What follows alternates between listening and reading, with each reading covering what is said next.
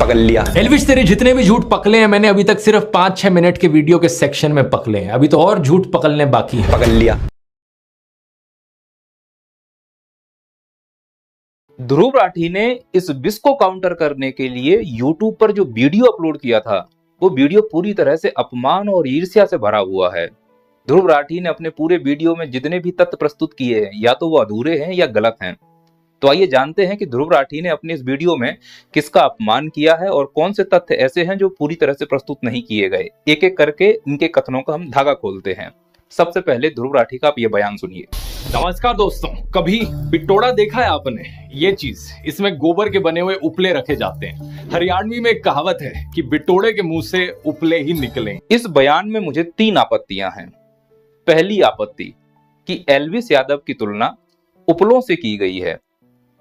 मतलब आपको इतनी मर्यादा तो रखनी चाहिए कि आप एल्विश यादव की तुलना उपलों से कर रहे हो।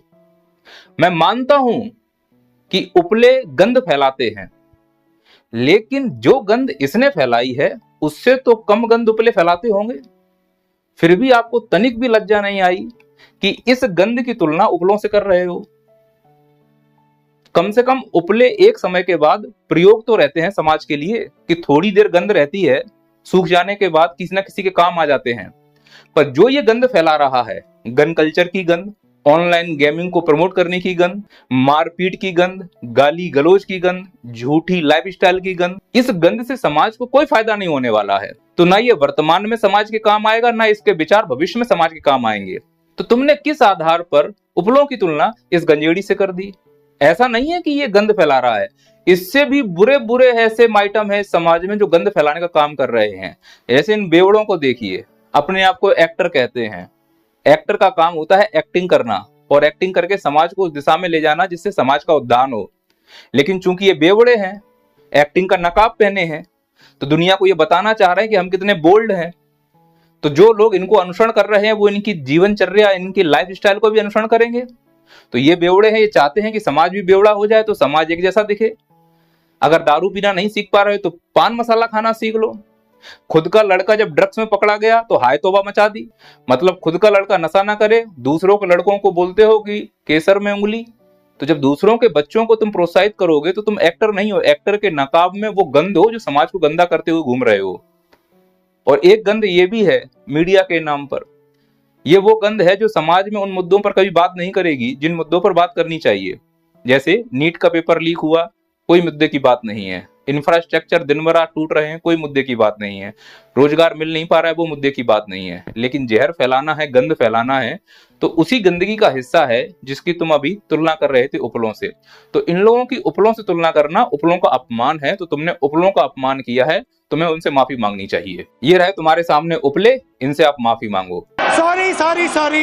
ये चित्र जो आपने लगाया है, उपले कम्युनिटी तुम्हारे ऊपर केस कर सकते हैं कि तुमने हमारी तुलना इस गंध से कैसे कर दी। मेरी दूसरी आपत्ति कि जो आपने ये उपले दिखाए हैं, ये उपले किसके हैं? माने भैंस के हैं या गाय के हैं?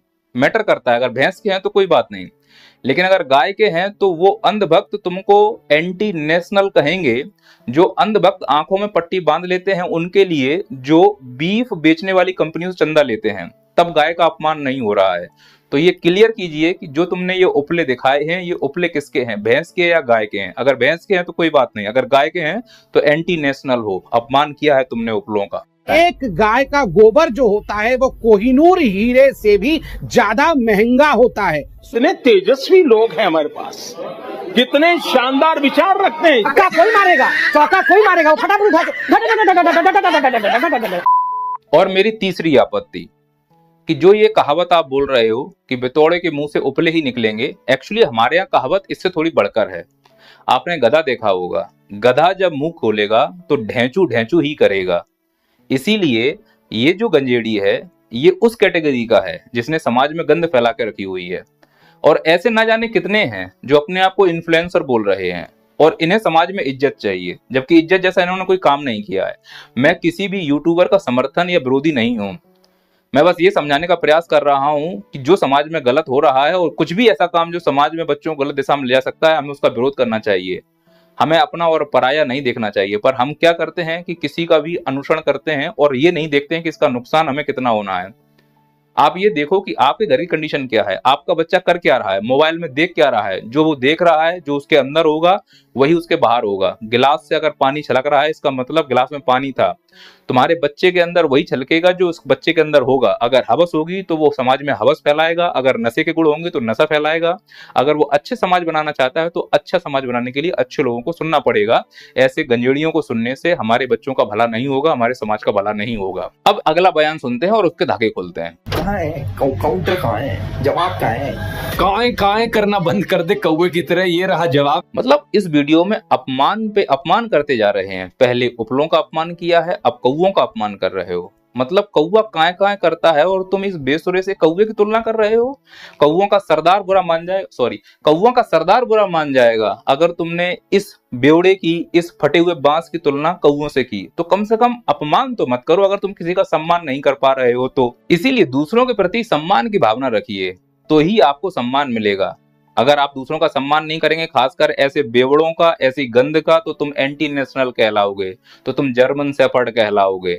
और अगर तुम इनका सम्मान करोगे, जो समाज को गलत दिशा में ले जा रहे हो, तो तुम राजा कहलाओगे। तो तुमको यूट्यूब क्रिएटिव का अवार्ड भी मिलेगा, तो तुम सबकी नजरों में क्रिएटिव यूट्यूबर बन जाओगे। अगर आलोचना करोगे तो तुम कुछ नहीं हो, एंटी नेशनल हो।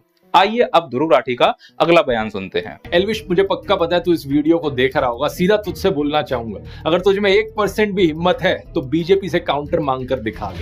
कहां है काउंटर, कहां है काउंटर? ये जो काएं करे जा रहा था ना मेरे साथ, बीजेपी के साथ करके दिखा। नहीं कर पाएगा, क्योंकि मुझे पता है तेरे जैसे सत्ता के चाटुकार पूरी जिंदगी ऐसी हिम्मत नहीं जुटा पाएंगे। तुम दम की बात करते हो, वो भी एल्विस यादव के लिए दम की बात कर रहे हो।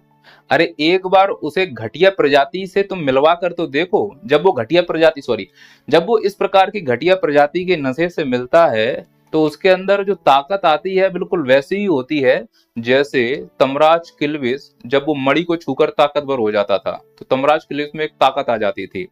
अगर इसकी असली दम देखनी है तो इसके हाथ में गांजा पकड़ा दो, इसकी अगली ताकत देखनी तो इसके हाथ में दारू बियर पकड़ा दो, और फिर देखो कैसे ये थप्पड़बाजी करते घूमता है पूरे एरिया में। तुम दम की बात कर रहे हो।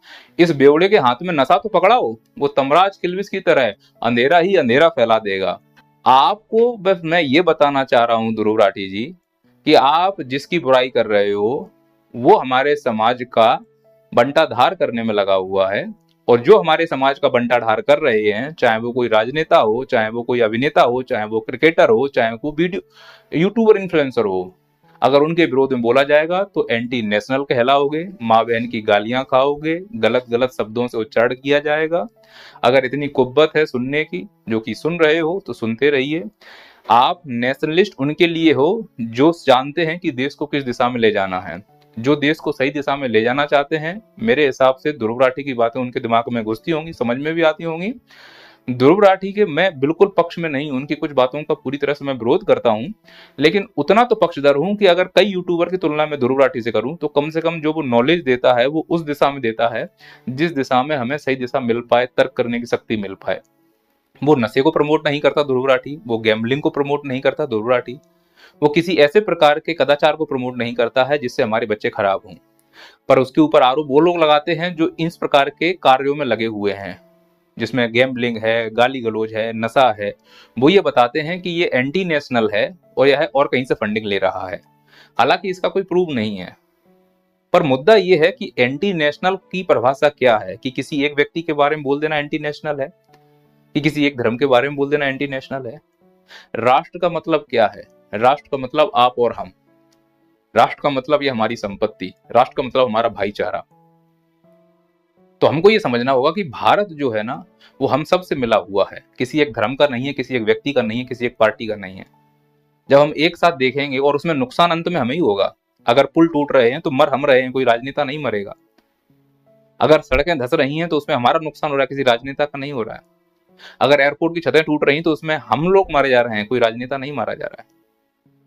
पर हम किसके पीछे फंसे हुए हैं कि इन आधारभूत संरचनाओं को, उन आवश्यकताओं को जिससे हमारा और हमारे बच्चों का कल्याण हो सकता है, उनको छोड़कर हम ऐसी गंद के पीछे फंसे हुए हैं जो सिर्फ पैसा बनाने में लगे हुए हैं।